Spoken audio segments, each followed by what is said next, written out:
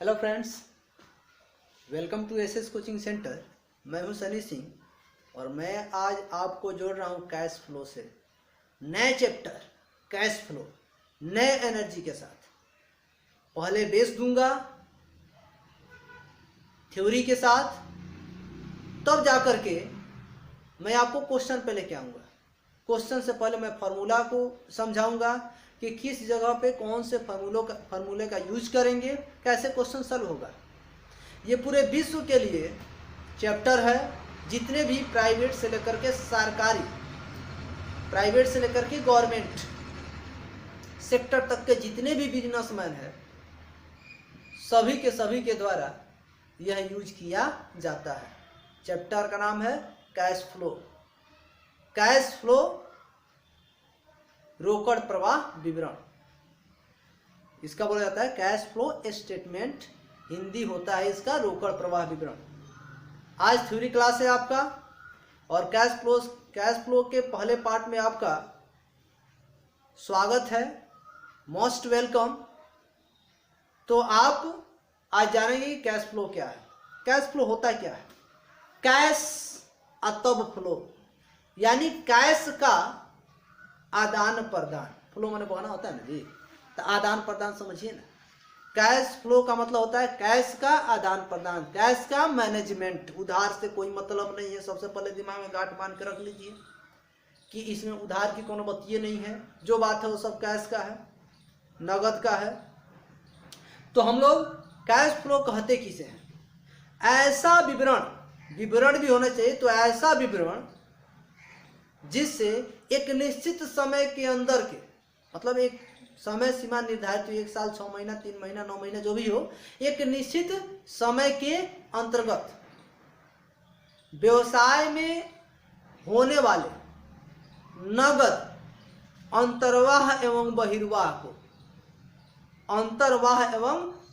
को कैश के प्रयोग कहिए, कैश का प्रयोग कह दीजिए, को क्या कहते हैं? कैश फ्लो कहते हैं। कैश फ्लो किसे कहते हैं? ऐसा विवरण जो एक निश्चित अवधि में किसी उपक्रम के नगद से संबंधित लेन देन को दर्शाता है। नगद से संबंधित अंतर्वाह एवं बहिर्वाह को दर्शाता है, बताता है कि कितना आप कैश कहाँ इन्वेस्ट किए हैं और कहाँ से आपके अकाउंट में, आपके बिजनेस में पैसा नगद आया है, कौन से माध्यम से आया है। टोटल का टोटल अगर कोई बताता है तो वह कैश फ्लो। इसकी परिभाषा भारतीय institute of cost and management accountant के अनुसार, भारत का एक कमर्शियल विभाग है जिसको कॉस्ट एंड मैनेजमेंट अकाउंटेंट कहा जाता है। इसी के अनुसार, यानी इसने परिभाषा दिया कि किसी दी गई अवधि में, यानी अवधि निश्चित हो, रोकड़ की आवश्यकताओं का निर्धारण, यानी व्यवसाय को इस अवधि में कितने कैश की आवश्यकता है एवं उसकी पर्याप्त व्यवस्था करने के उद्देश्य से, यदि कहीं कम है तो उसको कैसे व्यवस्था करेंगे, कैसे हमारे पास आएगा, उसी के उद्देश्य से विभिन्न शीर्षकों के अंतर्गत, यानी अलग अलग शीर्षकों के अंतर्गत बनाए गए रोकड़ के स्रोत, कैसे रोकड़ आएगा, टोटल बनाया गया है एवं उसके उपयोग, यह पैसा जो आ रहा है इसका यूज कहाँ करना है, उपयोग से बनाया गया विवरण रोकड़ प्रवाह विवरण है। मैंने जो बता दिया आपको वही हो गया। जैसे मैंने क्या किया, मेरे बात को समझिएगा, बड़ी मजा आएगा इस बात को समझने में। हमको एक बिजनेस खोलना है। कैसा बिजनेस है? सपोज दैट, मान लीजिए हमको बुक छपवाना है, तो क्या करेंगे? तो हमने क्या किया, सबसे पहले एक बिल्डिंग खरीद लिया। बिल्डिंग खरीदा ना जी, तो बिल्डिंग खरीदे तो कैश आया कि गया? तो सबसे पहले भाई जानते हैं हम कि पैसा जब किसी को देंगे तब हमको सामान देगा। हुआ कि नहीं हुआ? तो पैसा जब हम किसी को देंगे, यानी पैसा हमारे पास से जा रहा है, और जब पैसा हमारे पास से जा रहा है तो वह किसके अंतर्गत आएगा? रोकड़ प्रवाह के अंतर्गत। नगद की बात कर रहे हैं। हमने बिल्डिंग बनाई तो गिट्टी खरीदे, छड़ खरीदे, सीमेंट खरीदे, मजदूरी दिया ना, नगद जितना भी है सब का सब। तो इसको जानने के लिए हम इसको दो भाग में बांट देते हैं। इसको जानेंगे, दो भाग में बांटते हैं। एक भाग को कहते हैं कैश इनफ्लो, रोकड़ अंतर्वाह, और सेकेंड को बोलते हैं कैश आउटफ्लो, रोकड़ बहिर्वाह।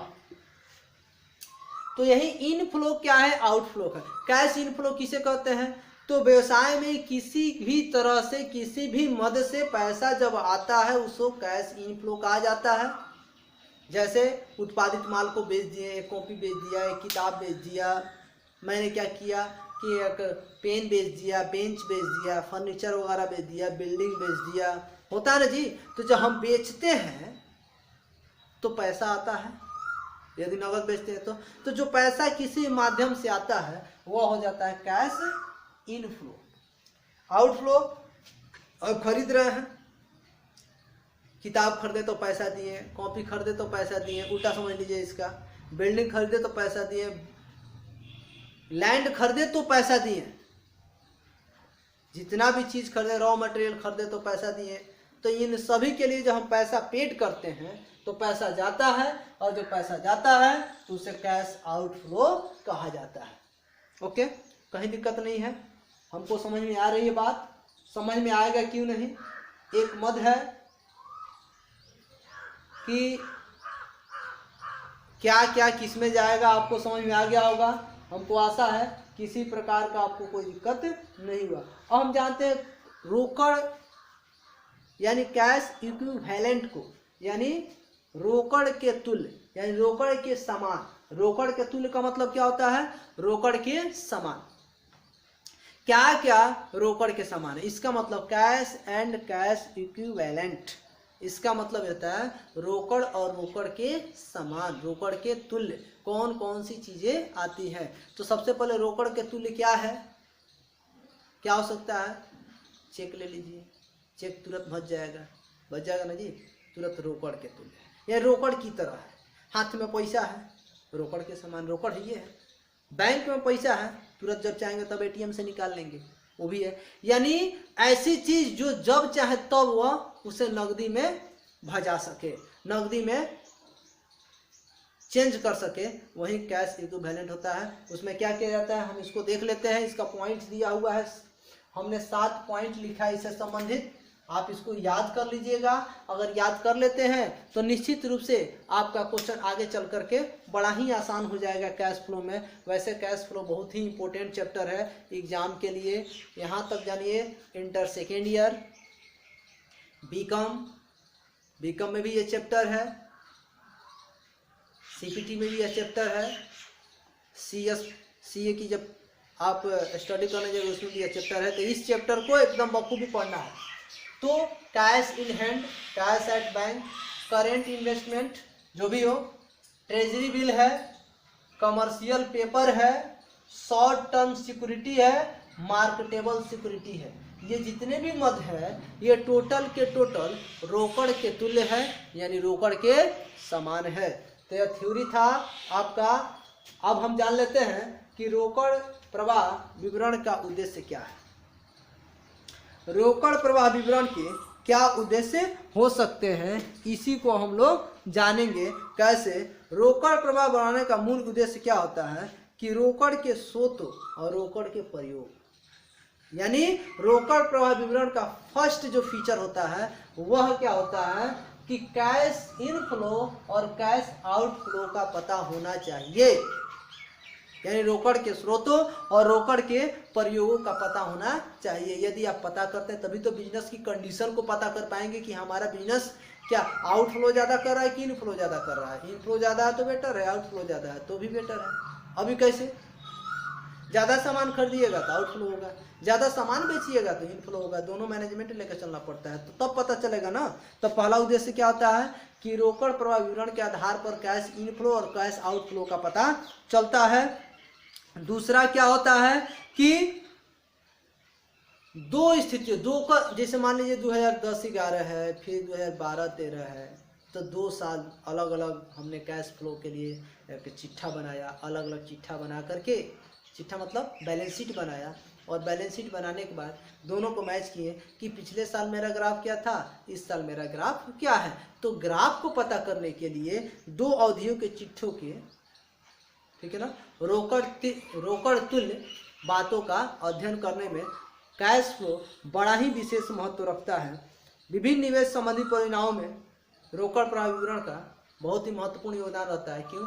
हम कैश फ्लो किसी कंपनी का जान लेते हैं, उसके बाद उसमें हमको उसमें इन्वेस्ट करना है कि नहीं, अपना पैसा लगाना है कि नहीं लगाना है, या हम कैसे अपना रोकड़ फ्लो प्रदर्शित करें ताकि दूसरा कोई हमारे जो हमारे उपक्रम है यानी हमारी कंपनी है उसमें कोई पैसा लगाए, कैसे लगाएगा ये हमको तय करना होता है।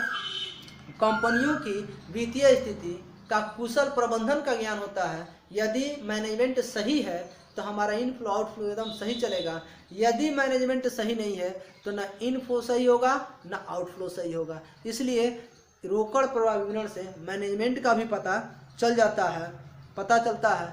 बजट निर्माण में सहायक होता है कि हम किस बजट में कौन सा काम हमें करना चाहिए। वित्तीय नीतियों का निर्धारण में मदद मिलता है कि हमारे पास वित्त कितनी होनी चाहिए, उसका निर्धारण, वित्तीय निर्धारण कैसे करना चाहिए, उसमें सबसे अधिक महत्वपूर्ण कहता है। अब देखिए अल्पकालीन वित्तीय नियोजन में सहायक होता है। अल्पकालीन वित्तीय नियोजन कहीं है छोटा मोटा रकम लगाना चाहते हैं अल्पकाल के लिए, साल भर के अंदर के लिए कोई इन्वेस्ट करना चाहते हैं तो वो परफेक्ट है आखिर नहीं है, इन सभी बातों का पता कैश फ्लो से चलता है। अब हम लोग नेक्स्ट जो पार्ट्स आएगा कैश फ्लो का उसमें बारीकी से चर्चा करेंगे। मैं थोड़ा सा ज़्यादा फास्ट समझा रहा हूँ, वीडियो बना रहे हैं ना, तो क्लास वीडियो बनाते समय कम समय में ज़्यादा नॉलेज देने का प्रयास करता है आदमी, और क्लास मैनेजमेंट में क्लास में जब जाता है आदमी तो उसमें ज़्यादा से ज़्यादा बिखेरने का प्रयास करता है, थोड़ा स्लो मोशन में सबसे पूछ के। अब आपसे तो पूछ नहीं पा रहे हैं, लेकिन फिर भी यदि आपको ऐसा लग रहा है कि सही में आपको कुछ ऐसे पॉइंट्स है जो नहीं समझ में आ रहा है तो आप कमेंट करके बोलिए कि सर हमको समझ में नहीं आया है, तो मैं प्रयास करूँगा कि अगले वीडियो में इससे भी ज़्यादा बेटर दूँ और इससे बढ़िया चीज़ दूँ। ठीक है, तो आप इंतज़ार कीजिए, इसके बाद वाले जो पार्ट्स आएंगे उसमें बहुत ही बेहतरीन चीज़ मैं बताऊंगा जिससे कैश फ्लो चुटकी में आसान हो जाएगा। तो इंतज़ार कीजिए नेक्स्ट वीडियो का। Thank you.